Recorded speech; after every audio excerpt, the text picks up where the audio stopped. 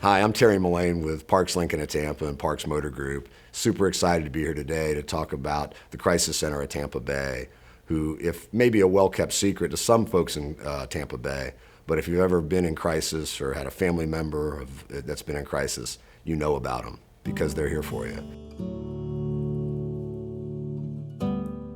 Carol and I were fortunate enough to get involved in the Crisis Center at Tampa Bay when we first came into Tampa in 2007. And we don't think it was a coincidence at all. We think it was meant to be. We've been involved now for about 14 years and joined in our efforts here with the Parks family, Ron Parks, and all Parks Motor Group.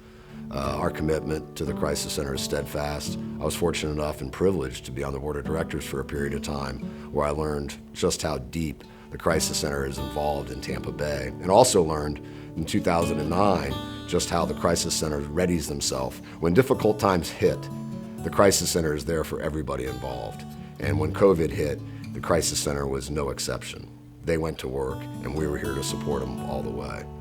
So here at the Crisis Center at Tampa Bay today, we've got some great stories to tell you from the frontline workers who suited up and are doing such a great job in our community, and that we're so proud of and so grateful to have on our team.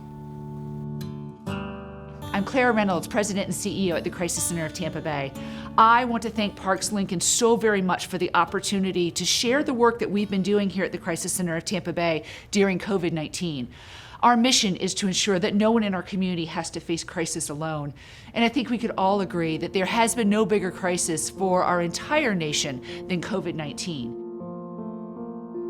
Here in the local Tampa Bay area, the Crisis Center really responded very quickly and found that we had to pivot in a variety of ways to meet the needs of our community members during this very unusual and stressful time.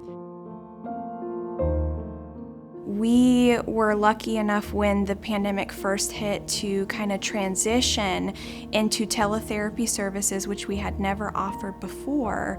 We were able to go ahead and transition to that within the span of about a week. So we really didn't have any disruption with services. We were able to continue servicing the community, which we're very thankful for, and haven't really missed a beat with that.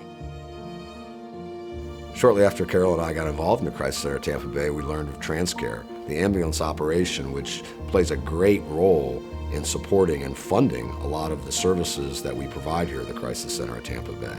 So for us to have the opportunity to service those ambulances, keep them on the road, and the relationship we've established over those years has just been tremendous for us and a great honor to be a partner in servicing the ambulances and keeping TransCare operational every single day for those people in Tampa Bay.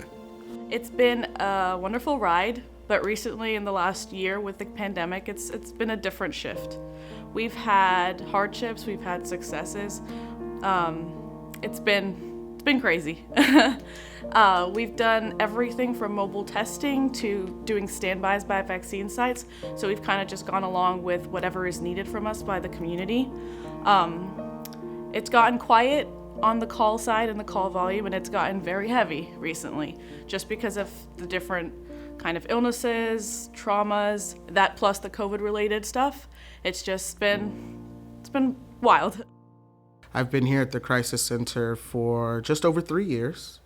And the last year for us has been pretty difficult with the onset of COVID, especially with 211 being a community resource. So in the last year, we've seen our calls triple, and we've had to deploy our whole staff to remote work, and being able to balance making sure that my staff had their needs met as well as the community has been probably one of the most difficult things, and making sure that we were able to get to all of those folks in need. A lot of questions, concerns, and being able to navigate that as well as provide the emotional support for those that we work with as well has been a bit of a balancing act and kind of probably what will be, I'd say, the most difficult thing that we've had over the last year.